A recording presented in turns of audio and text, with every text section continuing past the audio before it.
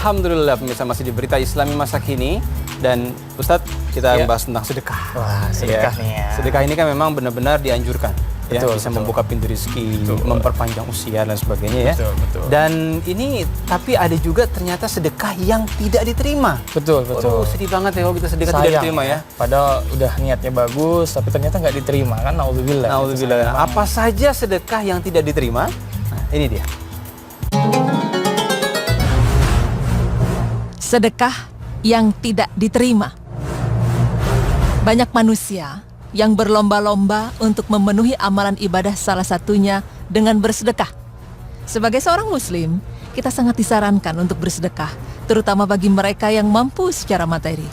Allah tidak memandang siapapun hambanya yang melakukan sedekah, dan tidak ada bentuk serta jumlah yang menjadi batasan atau aturan dalam bersedekah. Dalam Islam, telah dijelaskan bahwa Allah Subhanahu wa Ta'ala akan memberikan balasan kebaikan 10 hingga 700 kali lipat bagi orang yang bersedekah. Kemudian sedekah bisa menjadi penangkal penyakit dan bahkan dapat memperpanjang umur kita. Dan jika ada yang bilang sedekah membuat rezeki kita berkurang, justru dengan bersedekah kita akan berlimpah rezeki karena Allah akan menggantinya dengan rezeki baru yang lebih baik dari sebelumnya. Namun tahukah Anda bahwa tidak semua sedekah itu diterima oleh Allah Subhanahu wa Ta'ala? Lalu seperti apa sedekah yang tidak diterima tersebut? Sebenarnya, bersedekah itu membutuhkan proses untuk bisa meraih keikhlasan. Tetapi perlu diketahui, apabila tidak ikhlas dan riya dalam bersedekah, kita tidak akan mendapat berkah dari Allah, sebagaimana dalam Syarh Sahih Muslim.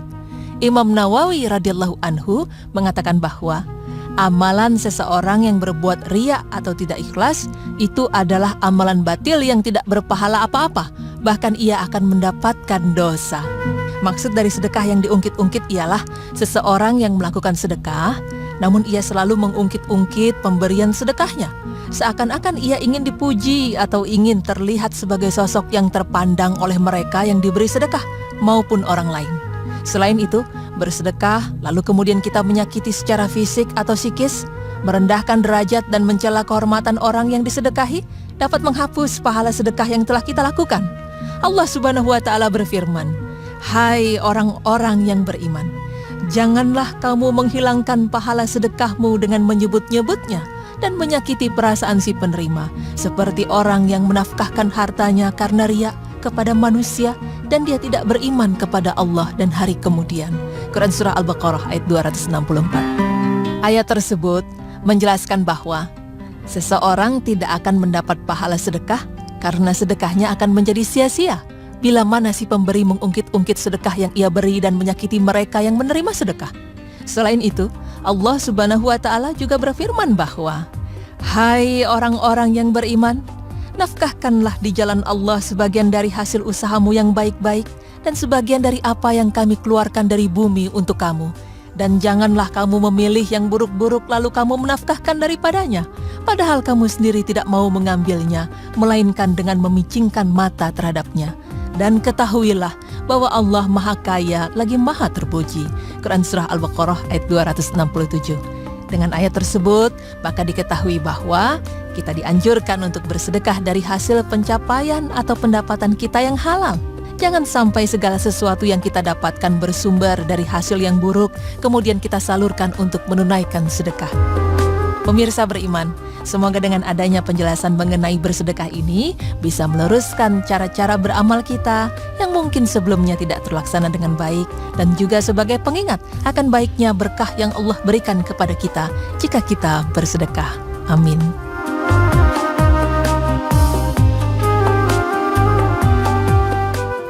Nah, jadi Ustadz ya, kita pengen banget sedekah yang diterima, jangan sampai tidak diterima, Ustadz. Betul. Nah, ini kalau kita ingin benar-benar Allah menerima sedekah kita, bagaimana Ustaz? Coba caranya. Yang pertama ikhlaskan hati dulu ya. Memang sulit ya. Tapi yang namanya sedekah itu kan bukan hanya materi saja. Betul. Tapi juga bisa dengan senyuman, itu sedekah. Nah, senyum kita senyum ya. Itu sedekah gitu, membuat orang senang itu sedekah. Jadi bukan hanya materi ya. Yang ikhlasnya ini yang harus kita tekankan. Kata kuncinya itu di ikhlas itu ya. Betul. Ketika kita memberikan itu niat karena Allah. Oh, ini niat aku niatkan karena Allah gitu. Senyum juga karena Allah, semuanya karena Allah. Insya Allah dengan kita meniatkan karena Allah itu kuncinya.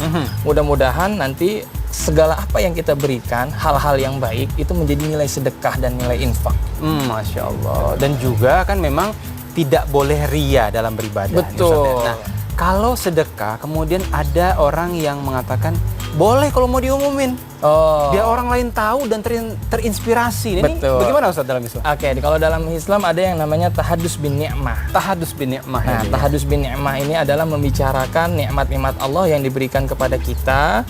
Kemudian kita berikan, kita share kepada orang lain agar orang lain itu termotivasi, terinspirasi untuk selalu bersyukur kepada Allah dan meraih ridho Allah, rizki-rizkinya Allah. Nah, Masya Allah ya. Jadi kalau ada orang bersedekah, rezekinya dibuka sama Allah, mungkin bisa memotivasi orang lebih banyak bersedekah, lebih banyak dekat dengan Allah, Masya Allah. Orangnya bilang, oh kok dia bisa, dia aja bisa sedekah segitu, masa kita enggak? Betul sekali. Gitu loh. Nah ini juga kita punya nih Ustadz, gambar di belakang kita nanti nih. Nah ini ada orang-orang yang melakukan sedekahnya dengan cara-cara yang luar biasa. Masya Allah, ini kalau kita lihat di belakang Ustadz. Itu apa itu? Luar biasa. Ini kebun kurma dengan luas 5.466 hektar. 5.466 hektar? Iya, Masya Allah ya. Semana itu ya? Nama beliau ini Sulaiman Al-Raj. Ya, jadi beliau ini katanya mewakafkan ya kebun kurmanya ini untuk diberikan kepada jamaah Masjidil Haram dan juga di Nabawi untuk berbuka puasa selama bulan suci Ramadan. Masya Allah. Berarti kalau misalkan kita di Makkah itu memang ada orang yang ngasih itu kurma. Mungkin dari beliau ini ya. Beliau ini ya. 5.400 hektar lebih. Saya bingung itu. Luar biasa. Kemudian ada lagi ini. Nah, ini ada Warkas, warung ikhlas. Ya, tadi kita bilang ya, kata kuncinya ikhlas. Ikhlas ya, betul. Jadi ini katanya orang boleh makan di sini, bayarnya seikhlasnya. Tuh ada bacanya tuh. Mangane enak, bayarnya seikhlasnya. Aduh, tapi jangan keterlaluan ya, jangan kecil juga ya bayarnya. Sewajarnya seikhlasnya. Betul. Ini Ustadz kita lihat di belakang kita ini ada foto. Jadi teman-teman selebriti menggunduli kepalanya, membotaki untuk memberikan solidaritas kepada para penderita kanker. Luar biasa, Masya Allah. Mudah-mudahan Allah balas dengan yang setimpal, mudah-mudahan Insya Allah ya. Kemudian juga ada nih Ustadz video sedekah yang unik ya. Jadi ada seorang pesulap yang dia mempertunjukkan keahlian sulapnya di depan para pengemis. Tapi begitu dibuka bentuknya adalah makanan. Wah, dari api ke makanan ya? Dari api ke makanan. Biasa. Ini bentuk sedekah yang sangat unik sekali ya. Betul. Mudah-mudahan menginspirasi kita untuk terus memberikan sedekah dengan ikhlas itu ya. Apapun caranya, asalkan baik, halal. Dan itu dia, halal ya. Dan sesaat lagi, pemirsa kita masih akan kembali dengan berita yang tidak kalah menarik. Sesaat lagi tetap di Berita Islami Masa Kini.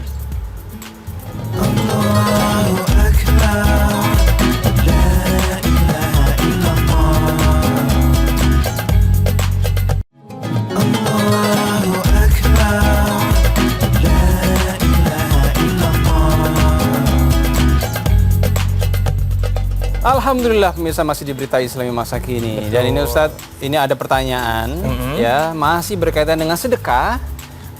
Kalau kita memang ingin bersedekah dengan ikhlas tentunya, kemudian ibadah yang mengiringi ya, supaya misalnya kita punya hajat apapun gitu ya, Allah memang mengijabah. Tapi itu kan haknya Allah tentunya ya. Betul. Nah, apa saja ibadah yang mengiringi selain sedekah itu supaya benar-benar Allah memberikan keberkahan bagi kita? Iya, yang pertama adalah kalau kita sedekah itu adalah termasuk syarat ya, agar hajat kita itu dikabulkan oleh Allah Subhanahu wa taala. Amin.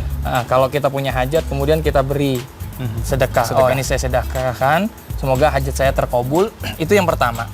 Yang kedua, kita juga bisa sholat hajat. Sholat hajat. Karena itu Rasulullah SAW menganjurkan kepada kita untuk sholat hajat. Kalau misalkan kita punya hajat, misalkan kita ingin menikah. Ingin menikah atau? Saya pengen nikah gitu. Jadi kita sholat hajat gitu. Atau kita punya hajat, anak kita ingin masuk ke sekolah gitu yang bagus, gitu rezekinya lancar, ilmunya manfaat. Kita sholat hajat. Itu yang paling utama. Dan jangan lupa juga terus berdoa. Karena doa silahul mukmin. Yang namanya doa adalah senjatanya orang-orang mukmin. Betul sekali. Maka agar sedekah kita, hajat kita diterima oleh Allah Subhanahu wa taala, jadi dibarengi itu semua. Masya Allah. Kemudian juga mungkin kalau mau lebih lengkap lagi adalah yang fardu-fardu, ya tepat waktu, mungkin bisa di masjid. Itu yang utama. Tilawah Quran, Betul. ya, tahajudnya Masya Allah. Mudah-mudahan itu kita bisa jaga semua dan hajat kita Allah ijabah. Amin ya rabbal alamin. Mudah-mudahan ya.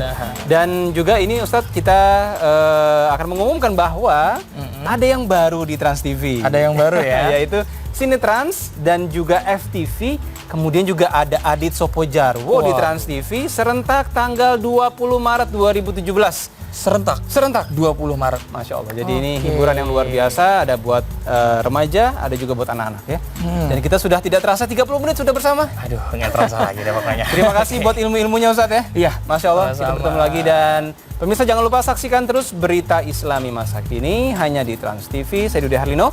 Dan saya Abdul Kafi. Wassalamualaikum warahmatullahi